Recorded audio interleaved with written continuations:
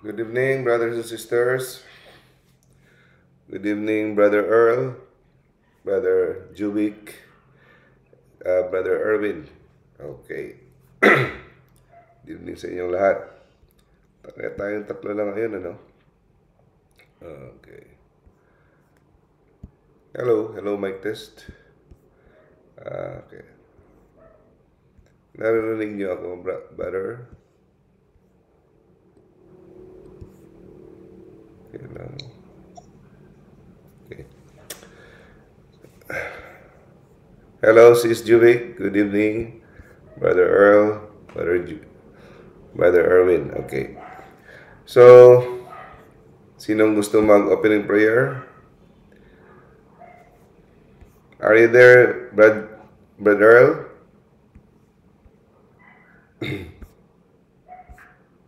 Okay. Sis Juvik, are you there? Gusto mo mag-lead ng opening prayer? Okay. Anyway, sige. Hindi siguro narinig. Let us start. Let's put ourselves in the presence of God. In the name of the Father, the Son, and the Holy Spirit. Amen. Come, Holy Spirit, fill the hearts of your faithful, and enkindle in them the fire of your love. Send forth your Spirit, and they shall be created, and you shall renew the face of the earth. O God, whom by the light of the Holy Spirit have instructed the hearts of men, grant that by the same Holy Spirit we may be truly wise and ever enjoy His consolations. Through Christ our Lord. Amen. Okay, the Father, Son, and the Holy Spirit. Okay, good evening, mga kapatid. Ngayon, baka magtaka kayo, sinabi ko last time na, wala tayong lecture ngayong Wednesday kasi may medical mission. Pero hindi natuloy ang medical mission, no? Dahil sa bagyo sa Mindoro. So, na-postpone. Kaya tuloy tayo ngayon. So, welcome sa ating ministry, no? Faith Seeking Understanding, our Wednesday Catechism or weekly lecture. Ngayon, welcome sa mga andito kayo na Zoom at mga nanonood ngayon sa Facebook. At later sa mga manonood sa YouTube. Okay? So, okay, before anything else, i-mute ko muna kayong lahat. Okay, para wala. So, ang pamagat ng ating lecture ngayong gabi is a letter from hell. A letter from hell. Ito ay hango sa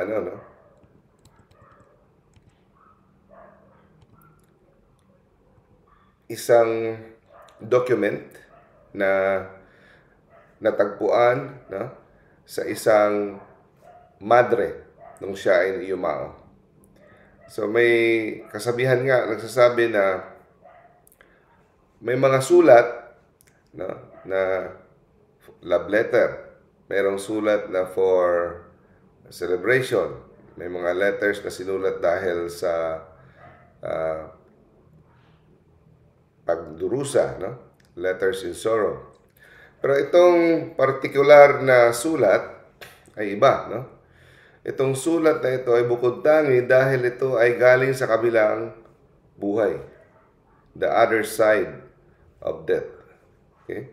So, nakakagimbal ang sulat na ito kay ito yung isang sulat na galing sa kabilang side, no? So, marami nagsasabi, wala pa namang bumalik galing sa kabilang buhay para magsabi na totoo ang impyerno, totoo. So, ito ay dagdag na pagpatotoo na ang kabilang buhay ay talagang andyan. So, itong sulat na ito ay natagpuan sa isang yumaong madre sa Germany. Ang pangalan ay Sister Clare. 1950s. So, ang sulat na ito is about yung pagkapunta sa impyerno ng kaibigan ni Sister Claire na si Annie. So, dito mag-iikot ang sulat. Okay? So, nung natagpuan ang sulat na ito, ang local bishop, binigyan niya ng permiso na i-publish ito. Dahil nung nakita nila yung sulat na ito, napagtanto nila na ito ay highly instructive. Nakakatulong para sa ating instruction, para sa ating kaligtasan. Okay? Kaya binigyan ng pahintulot. So, itong document na natagpuan sa na isang madre, no, ay pinangalan ng The Letter from Beyond. Okay? The Letter from Beyond. Dali lang ha. Ayan na lang ko. Okay. Yeah. Si Father Bernhardin Krempel, isang Doctor of Theology, publish niya ito, no? Kasamang footnotes na nagpapatunay, kasama yung mga concordance ng doktrina na ito ay walang kamalian. Walang nakitang mali na tinuturo itong sulat na ito. So, sa Diocese ng Treves, Germany, 1953, nakatanggap ito ng imprimatur. Ibig sabihin ng imprimatur, hindi ito nagbibigay ng authority na ito'y totoong nangyari. Hindi, ang imprimatur, ibig sabihin ng imprimatur ay ito ay lagda na nagsasabi na itong dokumentong ito walang sinasabing mali tungkol sa pananampalataya. So, yan. So, itong letter na ating tatalakayin ay hindi ito bunga sa kwentong kotsero o kwentong barbero.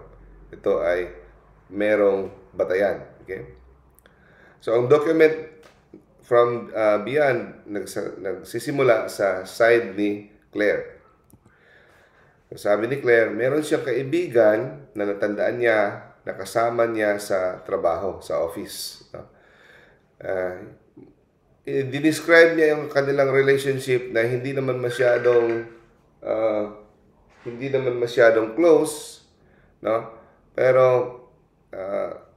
magkaibigan sila pero hindi ganoon ka-close talaga. Okay.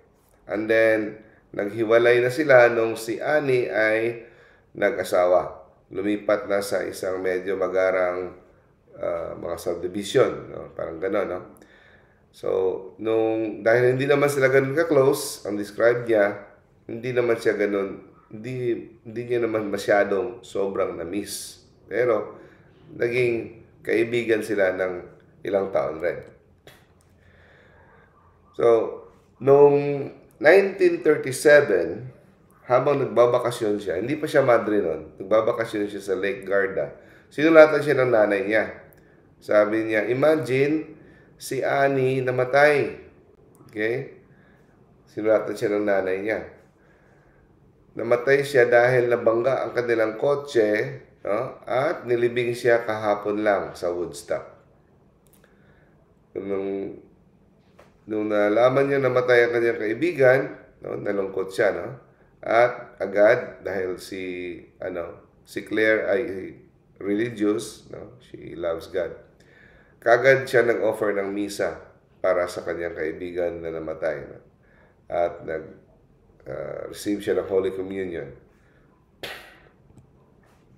Pero sa gabing yun, nababalisa siya. Hindi siya makatulog. Tapos, may naririnig siyang nag-iingay sa pintuan na para bang may hinagis na parang papel na mabigat. No? Pagka umaga, natulog siya ulit, parang hindi siya makatulog sa gabi. Doon na siya na nagkaroon ng panaginip. At sa panaginip, nung lumabas siya sa pintuan, nakita niya may sulat sa sahig. Pinulot niya, ang nakita niya, napasigaw siya.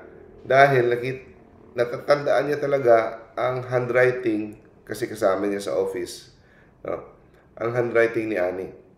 Walang iba na talaga kundi handwriting ni Ani. At nagsimula ang letter, nabasa niya, Clara, huwag muna akong ipagdasal kasi nawalay na ako ng walang hanggan. Meaning, nasa impyerno na ako. Okay? Hindi mo na ako. So, alam naman natin na pag ang tao ay nasa impyerno na, hindi na matutulungan ng ating mga dasal. Kahit pamisa, kahit ano pa. So, ang natutulungan lang sa ating mga dasal ay mga tao na sa purgatorio. So, kahit yung mga tao na sa langit, hindi na rin makakabenepisyo kasi hindi na nila kailangan. No? So, yung mga dasal natin, para lang yan sa mga taong nasa purgatorio. Okay?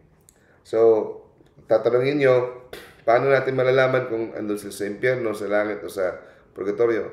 Ang sagot, hindi natin alam. So, ito, special case ito na pinayagan ng Diyos na ipadala si Ani sa kanya para maglahad ng mga katotohanan na makakatulong sa ating pananampalataya. Okay? So, nangyari itong sulat na ito, hindi ito parating nangyari. Special case ito na pinahintulutan ng Diyos na para makatulong sa atin bilang babala. Okay? So, Clara, do not pray for me, I am lost forever. Yun ang unang sentence sa sulat. At ang sabi niya, kung inilahad ko man ito sa iyo, pinaalam ko sa iyo, yung mga detalye kung bakit ako na impyerno, no? Hindi dahil magkaibigan tayo. Hindi dahil concern ako sa iyo. Hindi dahil nag-aalala ako sa iyo o hindi dahil mahal kita. Dito sa impyerno walang pagmamahal. Sabi niya.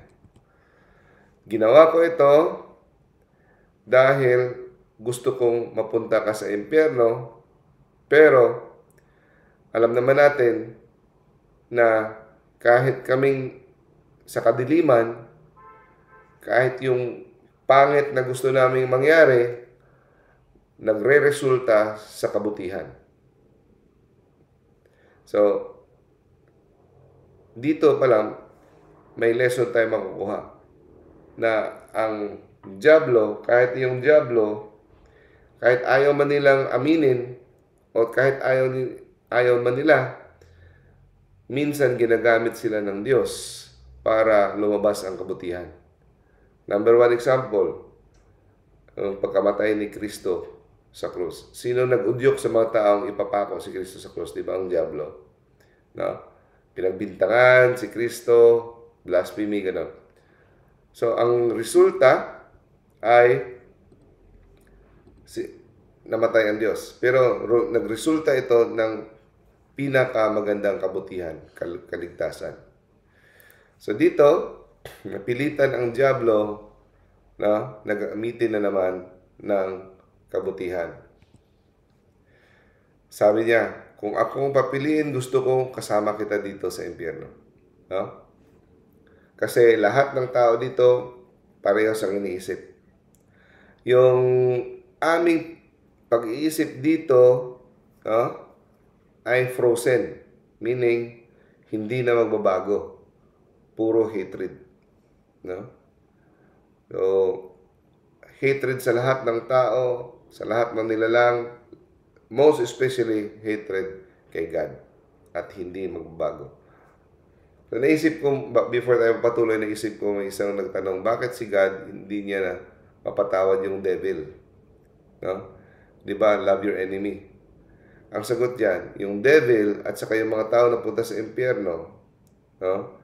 Fixed na ang kanilang mind. Kahit bibigyan mo sila ng chance na maghingi ng tawad, hindi sila hingi ng tawad. Kasi yun ang characteristic ng spiritual being. Once a spiritual being decides, fixed na yun. So bakit hindi pa fix ang ating pag-iisip? Dahil attached pa tayo sa ating body, sa ating flesh. Once humiwalay na itong ating soul sa ating body, we become pure spirits. Fixed na. na mafi-fix na kung sa ano pa yung clay na ginawang pot, no? Clay pot. Pag basa pa yan, pwede mo pang i-change. Pag inano na sa apoy, titigas na, hindi na mag-change ang kanyang shape. No? So, ganun din. Pag humiwalay na tayo, fix na ang ating will. Either loving God forever or hating God forever. Sabi niya, naalala mo pa, 23 years old ako noon, pumasok ko sa, mas nauna ka sa akin ng 6 months, no? Tapos dahil mas nauna ka, tinuruan mo ako paano magtrabaho, binigyan mo ako ng advice, sinalba mo ako sa mga kahihiyan. Pero nung mga iniisip, yung panahon yun na tinutulungan mo ako, iniisip ko, nagpapasikat ka lang. Sinabi niya, papasikat ka lang. Si Claire, ang sinasabi niyang nagpapasikat. Nauna si Claire pumasok sa office na yon for 6 months, nahuli si Annie. Sabi niya, dito sa impyerno, kaming mga ng kampon ng kadiliman, we will never acknowledge good in anyone. So, ring a bell. May mga taong kahit maganda ka na, mabuti ka na, hindi talaga nila i-acknowledge. No? May mga taong gano'n. So, ang ugaling yun, ugaling impyerno yun. Pag hindi ka marunong mag-acknowledge ng good to anyone. Kasi, puro sa'yo, inggit. So, ganun din sa impyerno. No? So, Annie, dinescribe niya yung life niya nung andun pa siya sa earth. No? Ang parents daw niya, dating Katoliko, pero dahan-dahan, inabandon na nila. Naging malamig sila. Iniwan nila ang pag-practice ng Catholic faith. So, take note, ang buhay niya dito sa mundo, wala siyang mga malalaking krimen. Wala siyang malalaking kasalanan. Okay? Kung titingnan mo ang buhay niya, disente. Hindi siya hold-upper, hindi siya pusakal, hindi siya sindikato, wala. Very typical, normal person na nakikita mo sa office. Ganon. No crimes, no scandals. Okay? Take note. So, habang dinidescribe natin yung life ni Annie, tingnan natin kung baka andito rin tayo. Para baka kagaya din tayo. No? Mapagkukunan natin to ng leksyon. No crimes, no scandals, but there was no prayer, no mass, no confession.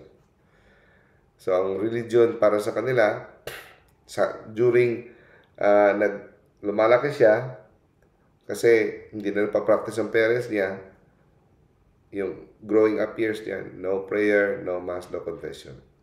Religious was something distant. Pero nakakatawa pa ang religion para sa kanila. So, yun, tingnan natin. So, doon natin makikita na importante ang role ng parents. No? So, yung parents niya, nagkatagpo dahil sa, kung sa Bisaya pa, baile, sa dance. No? During a dance, doon sila kakilala. And then, live-in sila sandali. And then, out of obligation, napilitan magpakasal. So, yung holy water na natanggap nila during kasal, yun ay sapat na para makapagdala sa kanila sa pagsimba kahit once a year lang. So, yun lang. No? So, matandaan daw niya, maliit pa siya, hindi siya tinuruan mag-pray properly ng kanyang inay. No? So, hindi siya marunong talaga mag-pray. So, another lesson, kailangan nating turuan na mabuti ang ating anak. No? Ang nanay niya busy sa mga trabaho, kahit hindi naman sila ganoong naghihirap. Okay? So, ngayon, habang minimension ko ang words na misa, grace, prayer, simbahan, nasusuka ako. Sabi ni Annie, kasi andyan sa impyerno. No? Kaming mga nasa impyerno, no? We hate everything that exists. Naiinggit ka kami sa nothingness, yung sa pagiging wala. No? Kasi patuloy kaming mag-e-exist. Sabi niya, I wish I have never been born. Mas mabuti pang hindi ako pinanganak. So, kagaya ng sinabi ni Jesus kay, di ba? Kay Judas. He will wish that he had never been born. So, kung pwede pa lang daw niyang i-annihilate, magiging, titigil siya sa pag-exist. Gagawin niya. Kaya lang, I must exist. Kasi once ginawa ni Lord yung isang kaluluwa, hindi na mawawala forever. Okay? So, patuloy silang durusa sa impyerno. Sabi niya, dito sa kabilang buhay, sa impyerno, hindi kami natutulog, hindi kami nagpapahinga, at wala kaming pag-asa. Forever. Hindi kami kumakain, hindi kami naglalakad, hindi kami papahinga, para kaming nakakandado. Okay? Nakatali, parate. At napakita sa amin ang lahat ng grasya na aming tinanggihan nung buhay pa kami. Parati makikita sa harap nila. At umiinom kami ng hatred, ng puot, ng galit. Ang galit, puot, ay iniinom namin na parang tubig dito. So, lahat ng mga memories na maalala namin, lalong sumasakit, nakakapagpatindi sa aming kasakitan.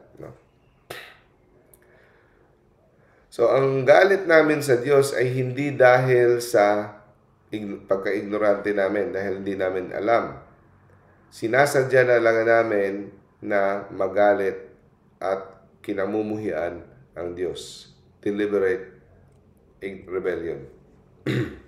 Sa langit daw,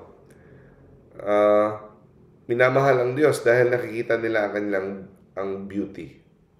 Sa lupa, sa mga tao na buhay pa, malaya silang mahalin ang Diyos, pero nakikita nila ang Diyos reflection lamang. Hindi. Pero sa langit, face to face. Pero sa impyerno daw, we hate Him forever. At hindi kami magbabago at wala kaming balak na magbago. Nasabi. Ngayon, gusto ko magsinungaling sa iyo at sabihin ang hindi totoong mga bagay, ngunit hindi ko magawa. Kasi may nag-uutos sa akin na sabihin ang buong katotohanan. Di ba? Ang mga, before we continue, ang mga diablo, sinungaling yan, di marunong magsalita. Pero sa panahong ito, kagaya ng mga testament ng mga exorcist, minsan, kinocommand nila ang devil to tell the truth. So, I am forced to tell the truth. Labag sa kanyang kalooban, nilulunok niya ang mga insulto at mga pagmumura na gusto niyang bitawan ngayon. Okay? Hindi siya makapagmura. So, with the grace of God, obligado siyang sabihin ang katotohanan. At saka sabi niya, merciful si God, maawain kahit sa amin nandito sa impyerno. Bakit? Bakit siya? Kasi, pinayagan silang hindi lumapit sa Kanya.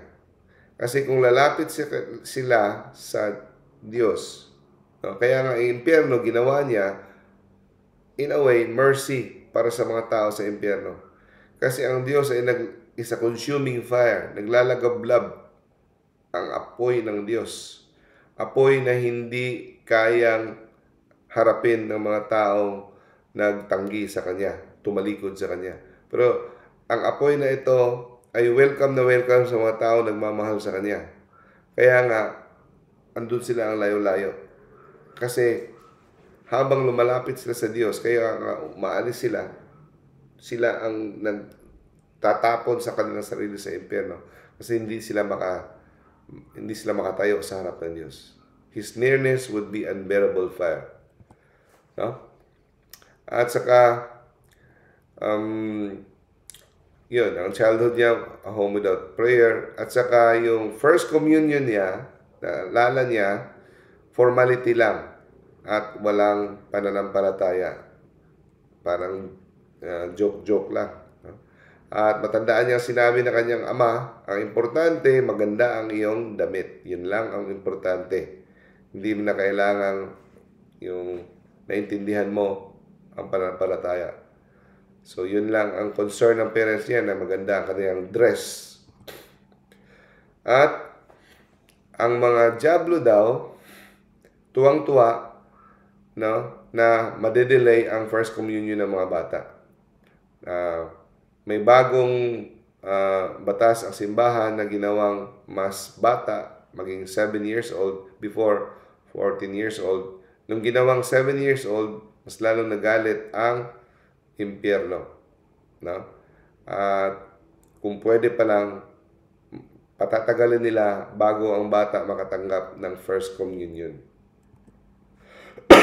At inuudyok nila ang bata na magkasala ng mortal sin before makareceive ng first communion. Kasi pag naka-mortal sin ang bata before first communion, mas lalong hindi sila nasasaktan. Mas gusto nila.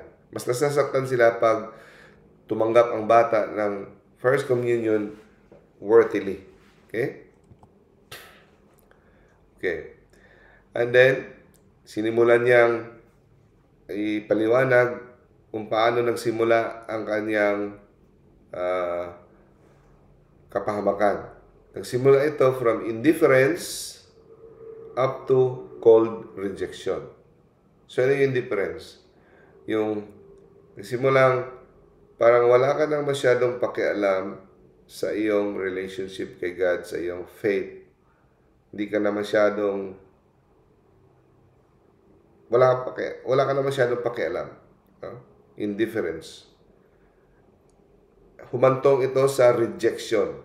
Nire-reject mo na. No? Nire-reject mo na ang anything about God. Kasi iniisip mo, ang buhay na ito ay para magsaya.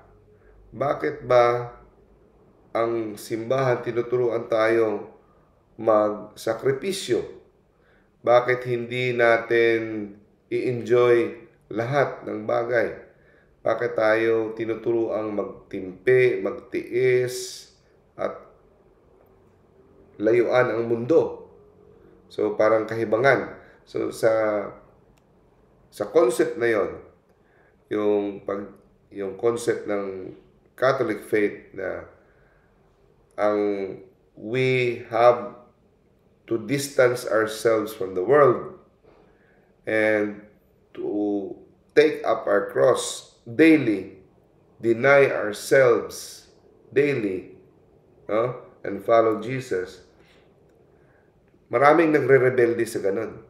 Kasi ang karamihan ng gusto ay maximize enjoyment in this world. No? At kung totoo man ang langit,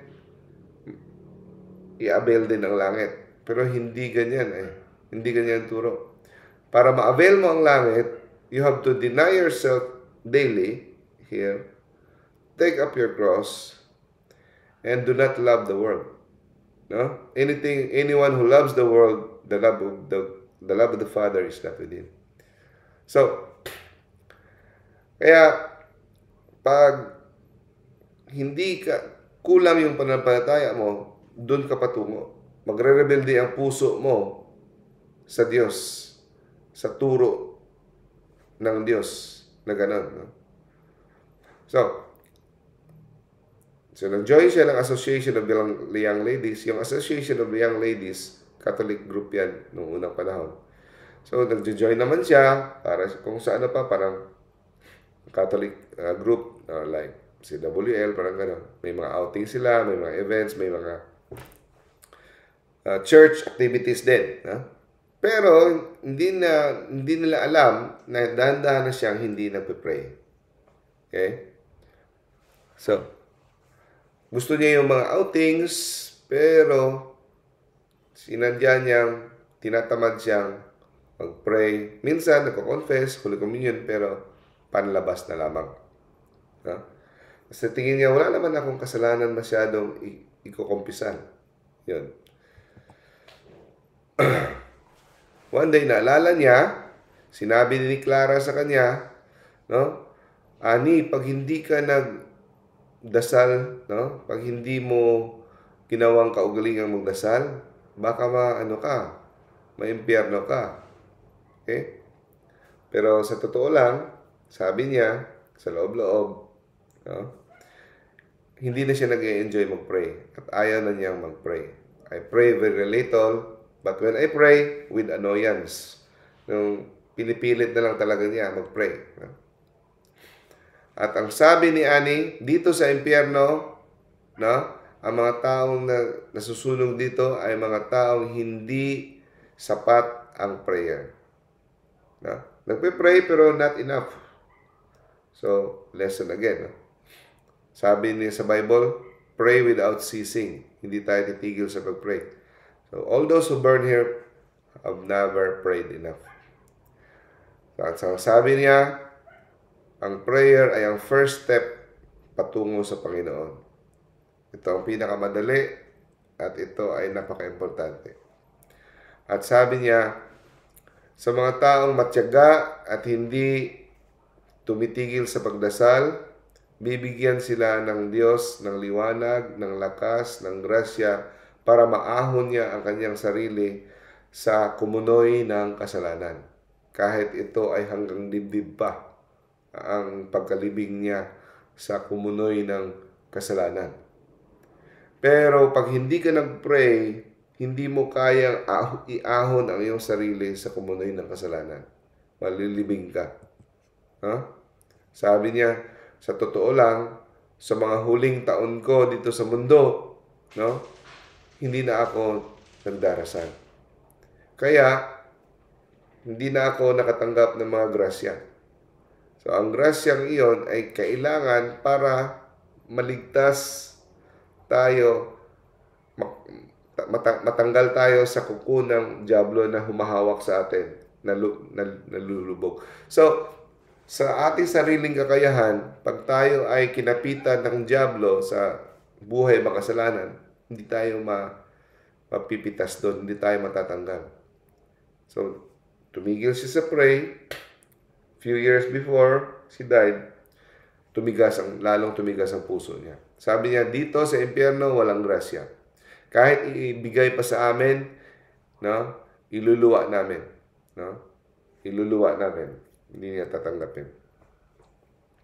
So, habang buhay pa, ang tao ay posibleng lilipat from state of grace to state of mortal sin, tapos mag-repent, balik na naman sa state of grace, no? And then, so itong rising and falling, no? Bangon, tapos matutumba na naman, bangon, posible habang buhay pa. Sabi niya, pero pag ang tao ay namatay na, ang kanyang estado ay mananatili ng walang hanggan. Fixed at hindi na magbabago. At habang tumatanda ang tao, pakinggan niyo to, habang tumatanda ang tao, itong pagbangon at pagkatumba, pagkahulog sa kasalanan at pagbangon, no? Nagiging madalang na. So, lumalapit tayo sa hukay, lumalapit tayo sa kamatayan, nagiging madalang na ang shifting. Parang nagiging permanent na. Lalo nang lumalapit sa pagiging permanent. No? At ang mangyayari, kung anong nakasanayan mong state of life, sanay ka sa buhay makasalanan, malaki ang chance na ganun din ang automatic na mangyayari sa iyo sa kamatayan. So, good habit or bad habit, nagiging second nature. Kaya wag mong isipin na pag matanda na ako, doon na ako magbabago. Doon na ako magsisisi. Kasi minsan lang talaga ang taong nasanay sa buhay makasalanan na masasalba during kung malapit na siyang matay. Exception to the rule yung mga taong may nag-pray o may nag-sacrifice para sa kanila. Kagaya ng ginawa ni Saint Teresa of Little Flower sa isang convict na pupugutan ng ulo dahil kriminal. Nag-sacrifice siya doon. At the last moment, hinalikan niya yung krus. Nasalba siya. Naligtas siya. Pero Exceptions to the rule.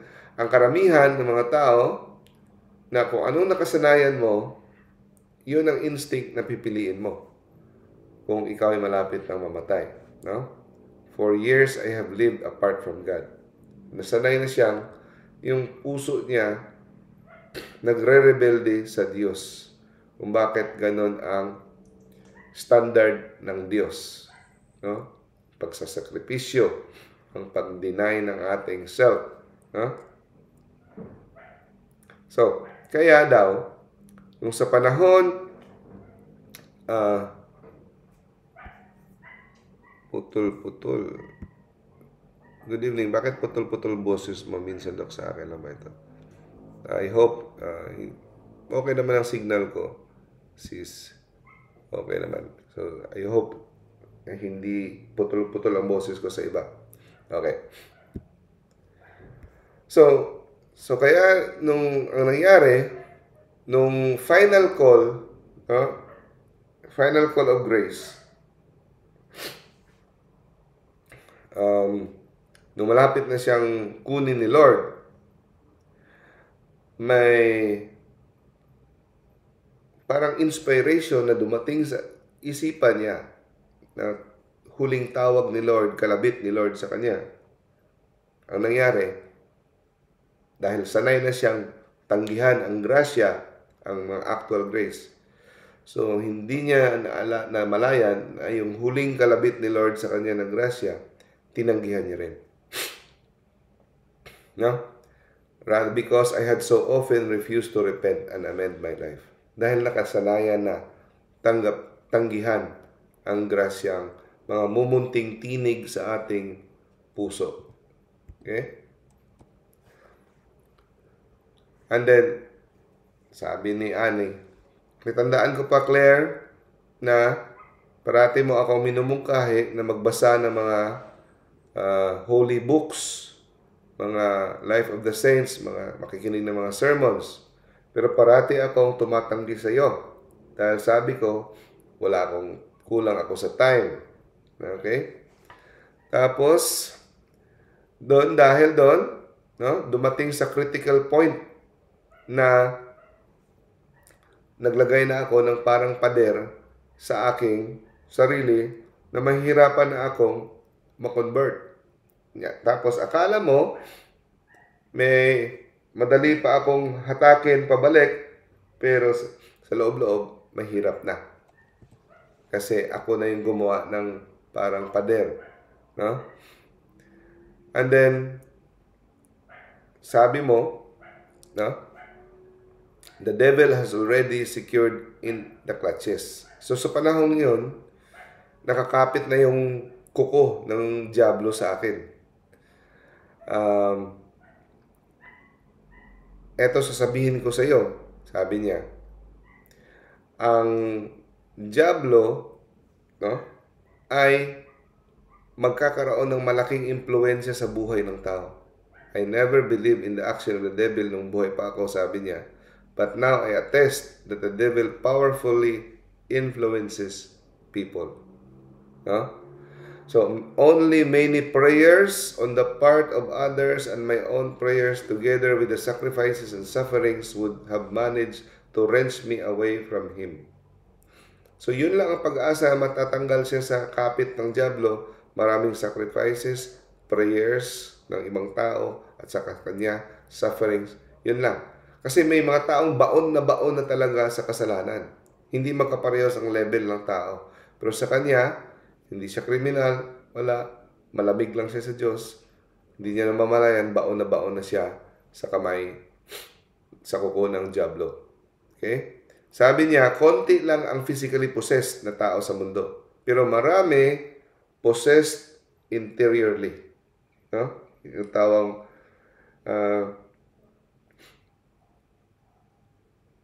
bakit daw to hinahayaan ng Diyos na mangyari, na possessed interiorly? Bale, hindi makalabas-labas sa buhay makasalanan. Ito ay chastisement, parusa ni Lord sa mga taong matigas ang ulo na parang tinatalikuran na ang kanilang pananampalataya. God permits the person to be dominated by evil. Kaya nga sa ibang lecture, naalala nyo, ang pinaka masahol na parusa ng Diyos pag tayo ay hindi na pinaparusahan. Hinahayaan niya lang tayo andun sa kamay ng diablo. Kasi hindi na tayo nagko-cooperate. No? As chastisement for the person almost totally apostasy, God permits the person to be dominated by evil. No? So, hindi makokontrol ng diablo ang ating free will kasi inviolable yan. Pero, pinapayagan ng Diyos na tayo ay ma-dominate ng evil. Kasi wala tayong ginagawa. Okay?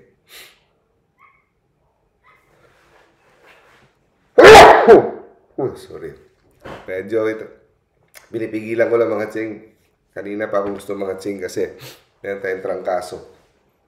Anyway, marami daw sobrang demonyo na para daw swarm of flies na mga tao hindi nila nakikita, pero ang presensya ng diablo ay sobrang dami, no?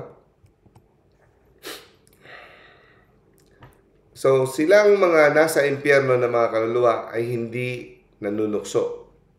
Ang nanunukso daw yung mga fallen spirits lamang. Yung mga diablo, mga demons. Okay, mga demons. So, ngayon, alam natin, yung mga tao na mga kaluluwa ng tao na nasa impyerno, hindi sila kagaya ng mga diablo na pinapadala dito para mangtukso. No? Andun lang sila nakakulong sa impyerno. Kada kaluluwa na mapunta sa impyerno, lalong tumitindi ang kanilang sakit. No? Lalong tumitindi ang kanilang pagdurusa kada may tao mapupunta. Pero natandaan niyo yung sabi niya, mas gusto ko andito ka kasama kita. Bakit? Sabi niya, hatred is capable of anything. Kahit lalo silang nagdurusa, kung nadadagdagan ang mga maiimpyerno, pipiliin pa rin nilang madagdagan sila dahil sa kanilang puot sa Diyos para makaganti sa Diyos. Ha? Okay din ang signal niyo sa akin. Thank you. So kita mo, dahil sa kanilang labis na puot at galit sa Diyos, mas pipiliin pa nila magdusa sila lalo para lang makitang nasasaktan ng Diyos. Kasi mas maraming tao may impyerno, mas nasasaktan ng Diyos. Okay. So, ito. Sabi niya, kahit ang buhay ko ay gano'n na nagre-rebelde sa Diyos, no? Sinusuyo pa rin ako ng Diyos. Naalala niya, may panahon na ako ay gumawa ng mabuti, no? Nagpakita ako ng pag-awa sa kapwa. May panahon na pagod ako, pero inalagaan ko yung nanay ko. Ganon. So, yun ang mga, kahit in the state of mortal sin siya, I prepared the way for grace. Ito'y naging daanan para bigyan ako ng grasya ng Diyos. Mga actual graces. So, again, walang merit pag gumawa tayo ng mabuti in a state of mortal sin, pero it paves the way for the actual grace na ipapadala. So, yung panahon na yon na gumawa siya ng mga mabuti, no? Nadarama niya ang atraksyon na tinatawag siya ng Diyos. At lalo na nung dinala siya ni Clara sa chapel ng hospital, yun ang panahon na yun, malapit na talaga siyang mag-convert. At umiyak siya, no? Umiyak siya kasi na-touch ang puso niya. So, ano nangyari? Bakit hindi natuloy? Hindi natuloy dahil nagpatalo siya sa pleasures ng world. No? Naalala niyo yung parable of the sower? No? Nakatanggap ka ng, kagaya yung mga tao sa recollection, sa LSS, Life in the Spirit Seminar, no? Charismatic, yung iyak ng iyak, wow, na-touch ako, tapos grabe lahat, tapos after 1 week, hindi mo na makita, yung ganun. So, you accept the gospel, the message of God, touch ka, ganun, iyak ka. Pero dahil sa mga kasiyahan ng mundo, na nasasakal ang grace ni God. So dahil ganon, the pleasures of the world ang nakapagdala sa kanya. So nasakal ang message ni God. At sinakyan niya yung reasoning ng mga office mate niya na ang religion ay sentimentalism. Okay? So, nadala siya sa pag-iisip ng mundo. At naalala ko pa, sabi niya, Clara, na pinagsabihan mo ako na bakit hindi ka nag-genuflect sa simbahan? Bakit ka lang nagbabaw ka lang ng konti? No? Dapat genuflect ka in front of the tabernacle. Okay? So, lesson yan sa atin, sa mga hindi nag-genuflect, ha? Ito, nagbabaw lang siya konti. At sa akala mo lang, no, sabi ni Annie kay Clara, akala mo lang na baka tinatamad lang ako. Pero ang sa totoo, sa loob-loob ko, hindi na ako masyadong naniniwala sa real presence ni Jesus sa Blessed Sacrament sa panahon yon. And then, pinakampante ko ang sarili ko sa paniniwala na kinonvince ko ang sarili ko na pag tayo namatay, babalik lang ang ating kaluluwa sa isang bagong tao. Reincarnation. So dahil sa paniniwalang yon na reincarnation, na tayo uulit-ulit, babalik lang, nare-recycle lang yung kaluluwa, bagong katawan na naman, itong illusion na ito, natanggal ang aking takot sa impyerno at natanggal aking responsibility. Okay? So, hindi ko na mamalayan, tila gumawa ako ng Diyos na ako ang gumawa, na nasa malayo lang siya, siya ay mapagmahal, hindi niya ako kayang iimpyerno, at kung may langit man, hindi ko naman masyadong ganun kailangan. So, pinabayaan ko lang, may Diyos ako, okay na yon. No, I left Him in peace. So, ang adoration ko kay God hanggang doon lang. So, does it sound familiar? Daming taong ganito. So, ang Diyos ko ay hindi ganun ka malupit na kaya niya ako impyerno. At okay lang din kahit walang langit. Basta importante, andun lang siya sa malayo. Ang sabi niya, isang bagay sana ang makakapagdala sa akin pabalik sa Diyos. Yung kung binigyan ako ng sapat na panahon na magdusa sa mundo. Yung pagdurusa, yun siguro ang magdadala sa akin na magsisi. Example ng pagdusa, malubhang sakit, problema. Sabi niya, kaya lang, walang dumating sa akin na pagdurusa sa mundo. Okay? Wala. So, lesson learned. Ang matinding parusa ng Diyos kung walang mga pagdurusang mangyari sa buhay mo. No? Nakakatakot.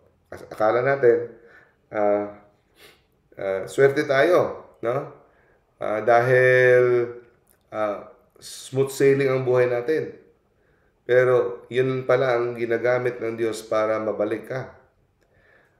So, remember, kung sinong minamahal ng Diyos, dinidisiplina niya. So, sa mga taong hindi na dinidisiplina, hindi na binibisita ng mga pagdurusa, delikado. And then, Maalala ko pa, sabi ni Annie sa office, no? Bakit hindi ako sumama sa iyo magsimba? Sunday yon. Tapos, sinagot kita, bakit ako makasimba? Naalala mo ba na mayroon kaming appointment ni Max, yung boyfriend ko, na maaga pa kami. So, hindi ko naaabot sa misa. So, importante yung aming appointment ni Max, yung boyfriend niya. At, yung mga pare nyo, hindi naman ganun ka-stricto ang Diyos kumpara sa mga pare nyo. Pero ngayon, sabihin ko, mas seryoso ang Diyos sa kanyang mga batas na inilahad.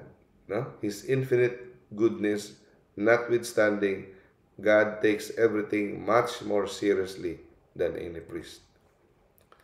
At maalala ko, nung may karibal akong babae na hospital, na sa panahong yon, pinagpipilian pa kami ni Max.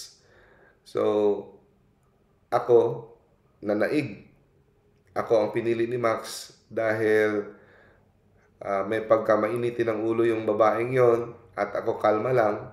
Pero kalma ako, pero may mga ini-insinuate akong mga salita sa kanya na parang venom na mabibilib si Max. Pero yung mga insinuations na yon, na kalma lang, pero mga intriga, galing pala sa impyerno yon. Yun ang makakapagdala sa atin sa impyerno.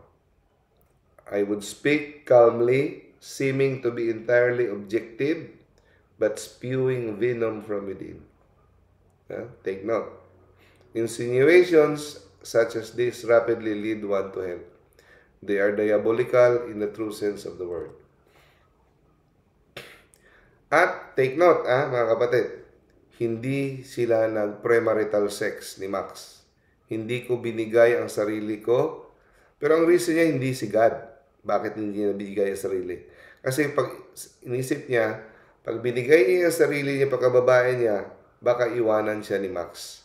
Wais din siya. Kasi baka daw magiging cheap siya sa pananaw ni Max.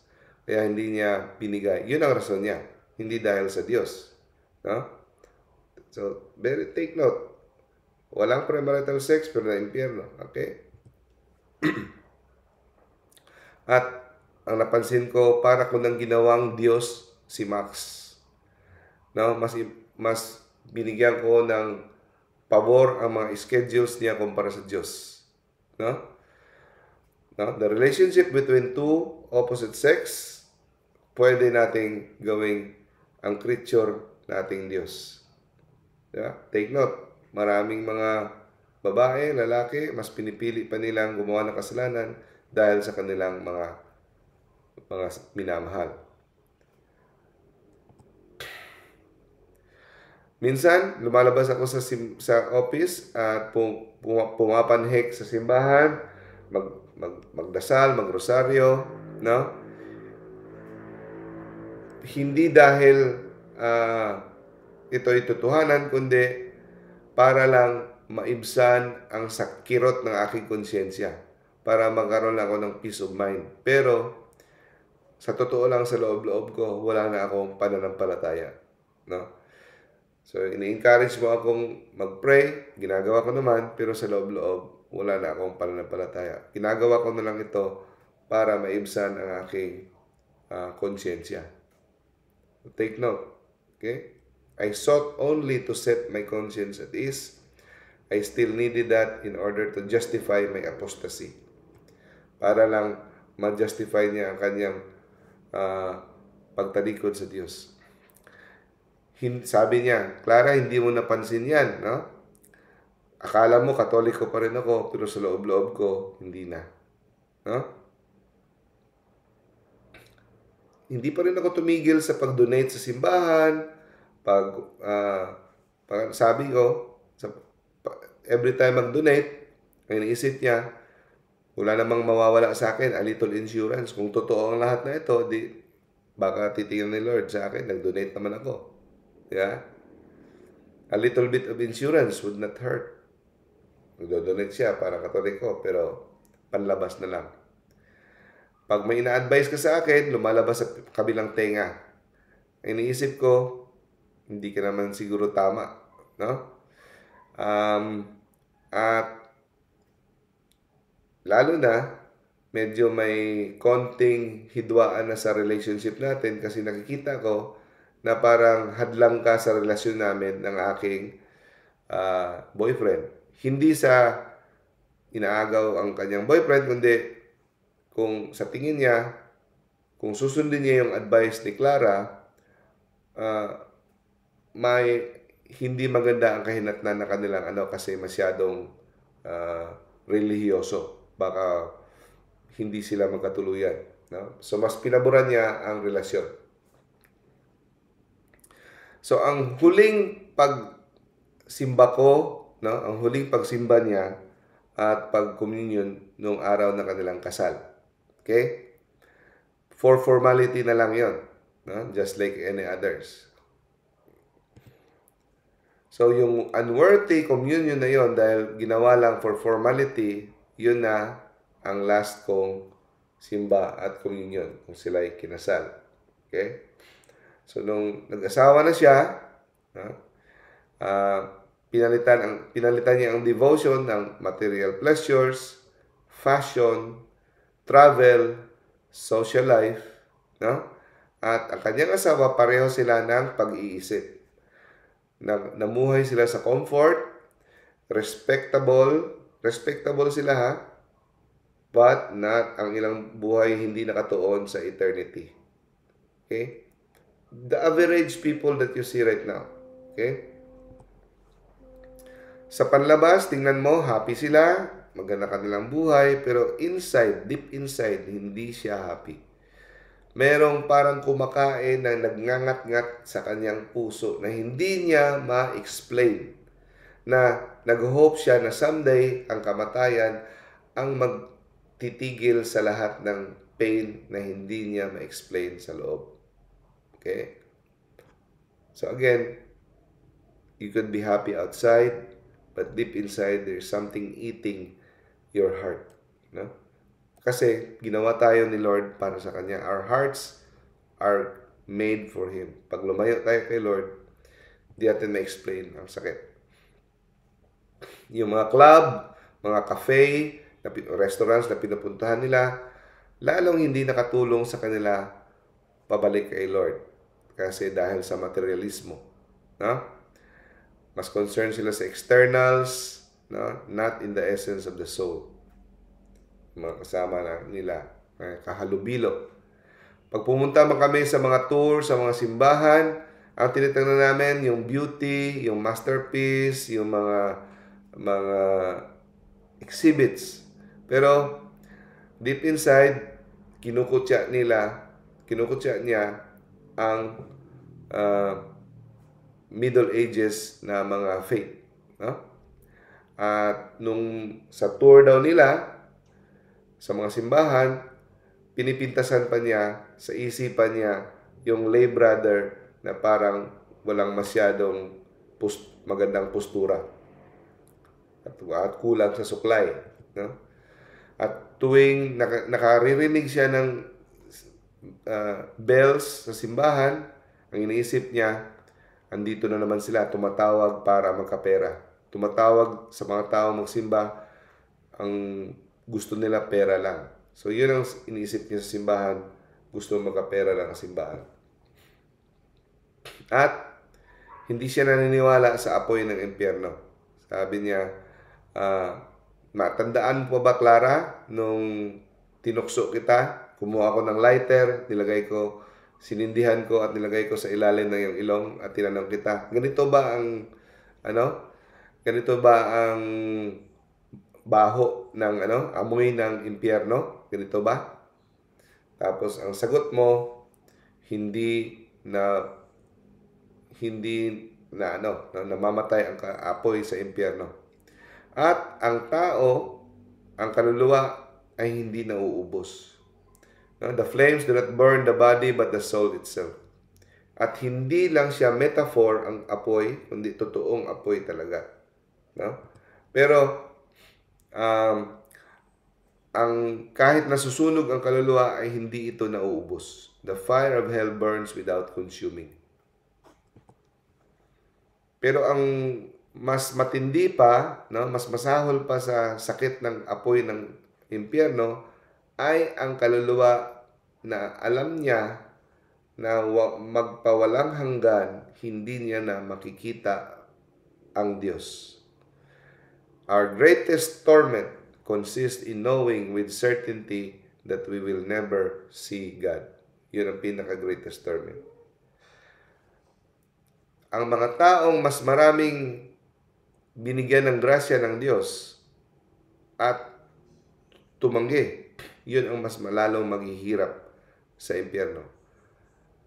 Ikumpara sa lahat ng reliyon, ang Katoliko ang lalong mas maghihirap sa impyerno kasi binigyan sila ng kumpleto na katotohanan. Ang fullness of truth nasa Catholic Church at binaliwala ng isang tao, so mas lalong magdusa. Ang sinong mas maraming alam, so yung mga pare, obispo, katikista, mas marami kang alam, mas matalino, yun ang mas suffer lalo sa impyerno. No? He who sinned out of malice, yung mas matindi ang pagdurusa ng mga tao, mas matindi ang parusa ng mga taong sinadya talaga nila kumpara nahulog na kasala dahil sa kahinaan. Okay? But none suffers more than he deserves. Walang paparusahan na sobra sa karapat-dapat sa kanya. No? Always yung karapat-dapat na parusa ang binibigay. Okay. Sabi ni Annie, no? Before siya namatay, nadarama na niya, meron na siyang clue kung saan siya papunta. No? At na-feel niya yung tawag na final call kasi si Lord, bibigyan ka na lang niyang chance eh. Yung final chance. Pero, mga kapatid, nakakatakot yung final call na ito. Malalaman niyo kung bakit nakakatakot. Okay? Sabi ni Annie, natandaan mo ba Claire, na sinabi mo sa akin na walang taong mapupunta sa impyerno na hindi niya alam? Okay? At tinawanan kita nung sinabi mo. Yan. Huh? Kasi ang nasa isip-isip ko parate, sabi ni Annie, is always meron pang time para mag-convert. Meron akong time para mag-convert. Always. So, sounds familiar? Yun parati yung sinasabi ng Diablo. Huwag kang mag-alala. May oras ka pa, bata ka pa, may time pa. Okay? Before my sudden end, no? Kinuha siya ng walang warning ni God. Sudden end. Before ako namatay, sabi niya, meron na akong feeling sa mind ko na pag ako'y namatay, ang estado ko ay pagre-rebelde sa Diyos. Nafe-feel niya ang puso niya ay nagre-rebelde sa Diyos. No? Of this, I have no doubt. If I were to die, I would enter into eternity in a state of revolt against God. Malalaman mo if you're state of mortal sin, na ikaw ay tumatanggi sa ginagawa mo ang hindi niya kalooban. Tapos, pinapatay mo lang ng pinapatay ng iyong mga rason. No?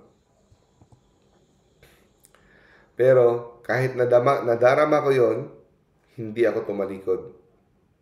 No? Nagmatigas ako at patuloy kong tinahak yung daan na yon. Dahil out of habit. Very dangerous. Out of habit. Nakasanayan na. Nakasanayang tanggihan ang kalabit ng Diyos. No? At itong habit na ito, lalo siyang titindi pag tayo'y tumatanda. Kaya huwag mo nang intayin. No? Kasi lalong tumitigas ang puso natin pala habang tumatanda. So, sabi niya, sasabihin ko ngayon kung paano ako namatay. Yeah, strange. Araw na linggo yun, no? Paggising ko, ito, Tandaan niyo to. Ito yung last call niya ng kalabit ng Diyos. Hindi ko mapaliwanag, pero may gusto sa aking puso na tila ba may nagsabi sa akin, magsimba ka ngayong araw. Kasi Sunday. Matagal na siya hindi nagsisimba, kahit nung last niya nung siya kinasal. Pero araw na yon, hindi ko ma-explain na para bang pinapasimba ako. Go to Mass again. Hindi ko ma-explain, sabi niya. Pero matandaan ko, ang sagot ko sa aking isipan, hindi. Hindi ako magsisimba. Pilit kong pinutol yung isipan na yun sa isipan ko. Tapos, I must finish this once and for all, and I assume all the consequences. So, kita mo mga kapatid, yung warning ni God, yung last grace ni God, hindi yung may torotot o may loudspeaker. Konting kalabit sa puso na magsimba. Yun lang. Hindi pala grabe na mga kung ano-anong announcement, pero tinanggihan niya. At sabi niya, ngayon nagkikipag-usap ako sa iyo, namatay ako 1 linggo, pero sa pakiramdam ko, 10 taon na ako nasa impyerno, ganun kahirap. Nung linggong iyon, umaga, pagising ko, ang sarap ng feeling ko, pero minsan lang nangyayari yan, masarap ang feeling ko, pero hindi ko mapaliwanag, parang may konting takot sa puso ko. Tapos, nung drive kami, pauwi na kami, yung may engkwentro kami sa sasakyan, nasilaw sa maliwanag na ilaw ang aking asawa at na-lose control niya ang sasakyan. At doon kami bumangga. At nung sila ay malapit ng bangga, napasigaw siya, Jesus! Not as a prayer, but as a scream. Nakasigaw pa siya ng Jesus, pero hindi dasal, kundi dahil lang sa takot. Okay? At nadarama ko ang matinding sakit na para akong na-compress, no? At nawala na akong malay. Tapos, paggising ko mula sa kadiliman, nabalot ako ng sobrang liwanag at nakita ko kung saan ako namatay. Kung saan nakahandusay ang aking katawan. At bigla na lang parang may kurtina na bumukas, na parang theater, at doon tumambad ang buong buhay ko at an instant. At an instant. Flash ang buong buhay niya sa harapan. Nakita niya ang kanyang sarili na parang salamin. Nakita niya lahat ng grasya na binigay ng Diyos sa kanya, na kanyang tinanggihan, na kanyang niyurakan. And then nakita niya ang hunding sandali na tinanggihan niya ang pagpunta sa misa. The final no to God. At parang nadarama niya na siya ay isang assassin, isang murderer, nakaharap niya ang biktima, which is ang sarili niya. At nagsisisi ba ako sa panahong yon? Pagharap ko sa judge? Never. Nakadarama ba ako ng kahihiyan? Wala. Only hatred.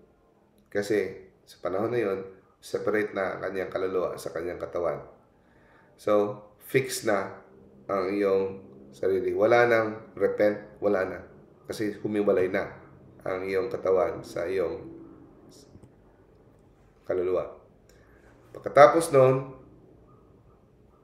ako ay nag-escape. No? I fled.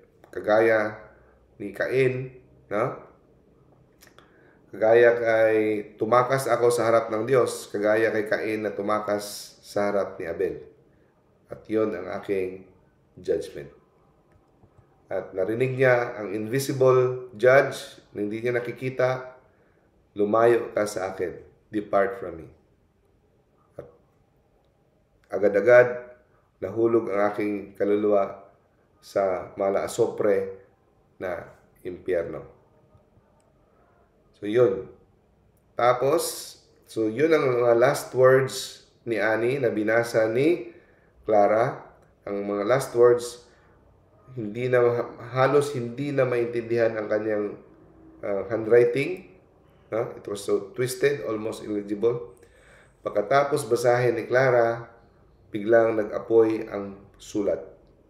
Okay?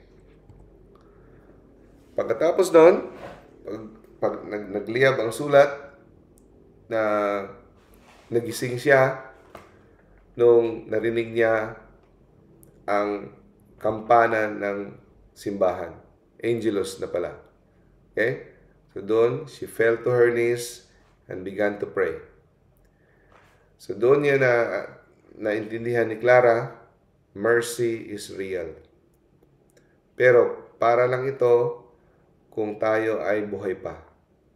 Only while we are still alive to seek it.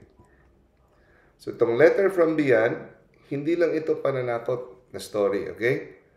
It is a warning na nakabalot sa awa.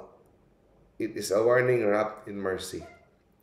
Kasi kung ano yung nawala ni Annie, pwede pa nating makamtan. Huwag tayong gumaya kay Annie. Pwede pa nating makamtan. So, paano natin maiwasan ang kanyang sinapit? Paano natin maiwasan ang kanyang sinapit? It begins with prayer.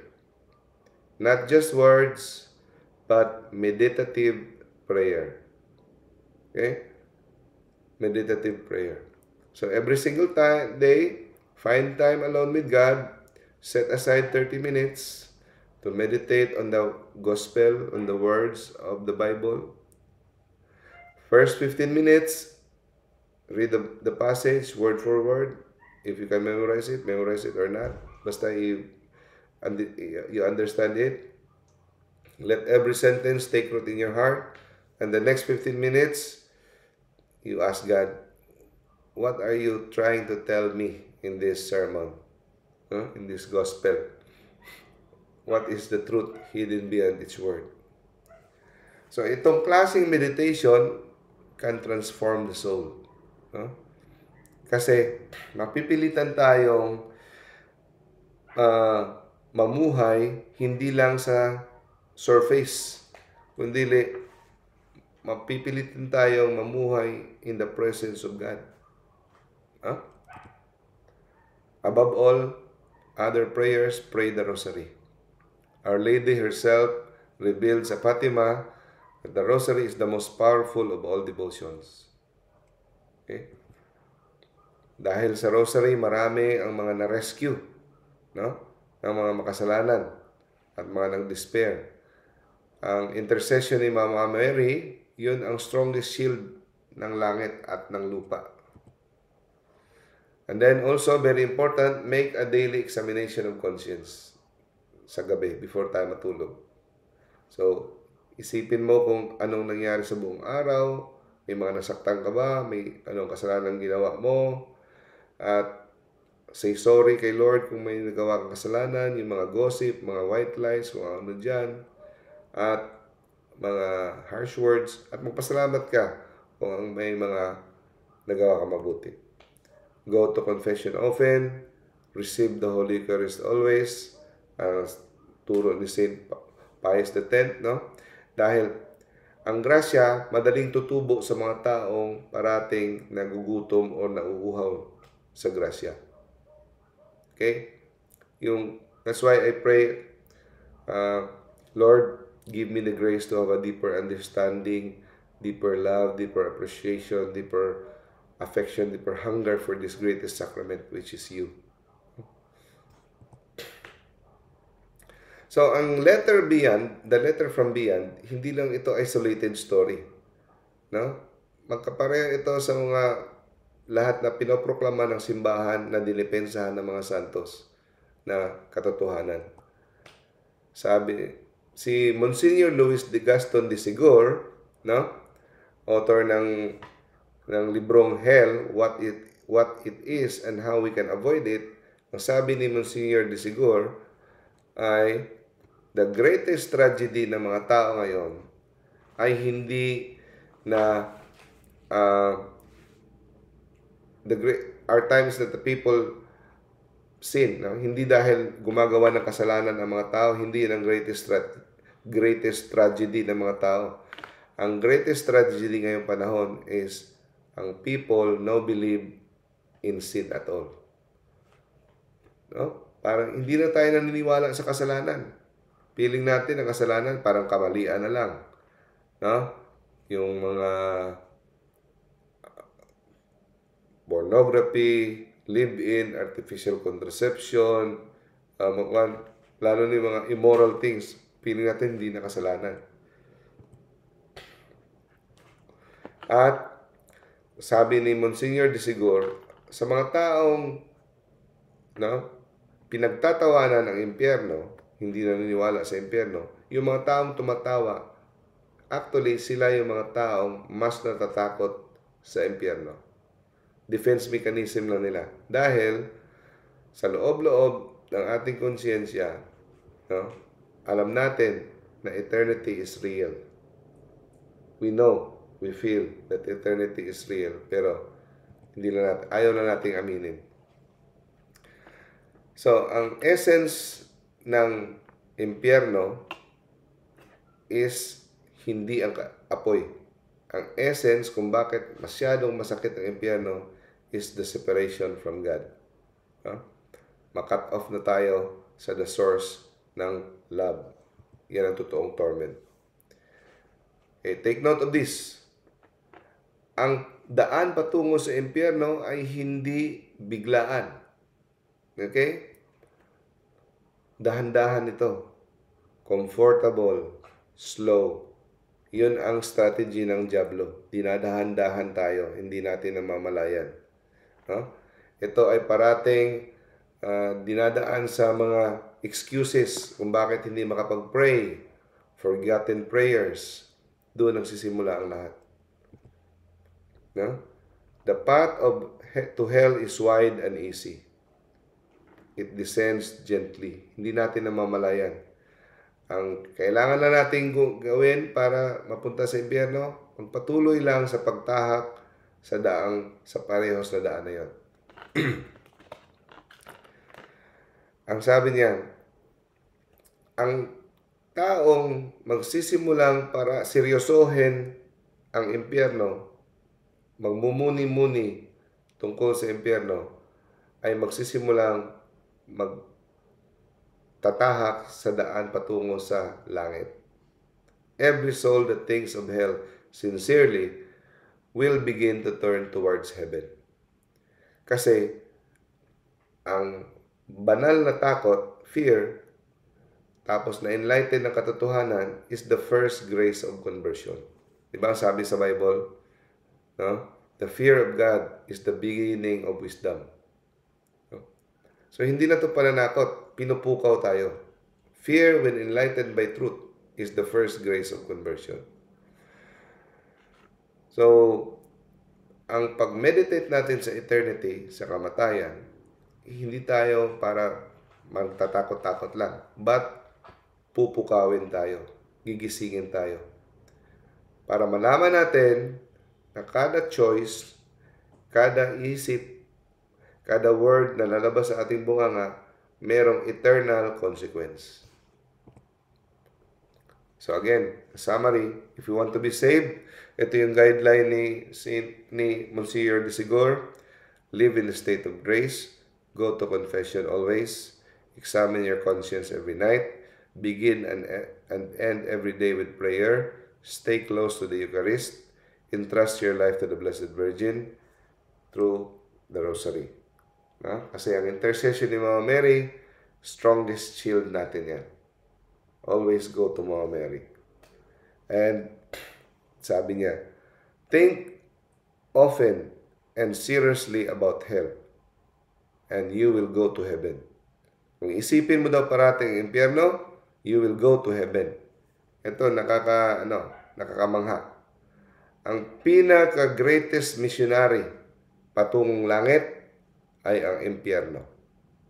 Yun ang sabi ni Monsignor Desigur. The greatest missionary of heaven is hell. If you think parati mong pupukawin ang iyong sarili tungkol sa katotohanan ng impyerno. So the purpose of fear is not despair, but repentance. And repentance is the doorway to peace. No? So start today. So kung nakikinig ka ngayon, hanggang huli, andito ka, hindi, ano yan? It's grace by God. Bakit ka nakikinig ngayon? Huwag mong sayangin yung grace na yon. Start today. Even with one prayer. An act of faith, one confession. Sabi ni Monsignor Desigur, heaven begins. Magsisimula na ang langit. The moment the soul turns back to God. You know? Last slide natin. Eternity is real. And mercy is waiting. Okay? God bless us all. Okay. So, i-greet ko lang mga andito ngayon.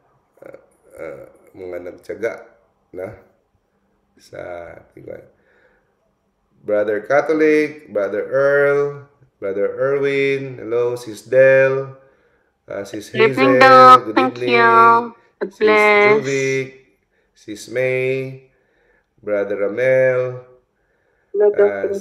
Brother Ray, good evening, Sis Juvic, Good evening. Baka gusto mo mag-closing prayer, Sis Juvic? Turn on your microphone. Wala? Walang microphone? Sige. So, Brother Ramel, nandito ka na pala. Okay, closing prayer tayo. Closing prayer, Brother Ramel. Sige. Sige po, Doc. Pinig po ba ako, Doc? Yes. Sige. Mga kapatid, let us pray in the name of the Father, and of the Son, and of the Holy Spirit. Amen. Thank you, Lord, for your presence with us in this moment. As we depart from this meeting, we ask you to bless us throughout the remainder of the day and guide us safely. We give thanks also to your disciple, Doc Dino, who did not hesitate to share with us what he knows about your church. Do not let the learning and conversation of this gathering die, but instead, may they continue to ruminate within us and bear fruits in our hearts throughout ourselves until we see each other again. We ask this in the name of Jesus and the power of the Holy Spirit. Amen. Mother Mary, pray for us. Saint Joseph, pray for us. Saint Father Pio, pray for us. Saint Augustine, pray for us. Saint Mary of Egypt, pray for us. Saint Apostle Jude, pray for us. Saint Therese of Little Flower, pray for us. In the name of the Father, and of the Son, and of the Holy Spirit. Amen. Thank you, Doc. Thank you, brothers and sisters. Thank you for attending sa pagtsaga. Bye-bye. God bless. Maraming salamat sa aking, Doc. Bye.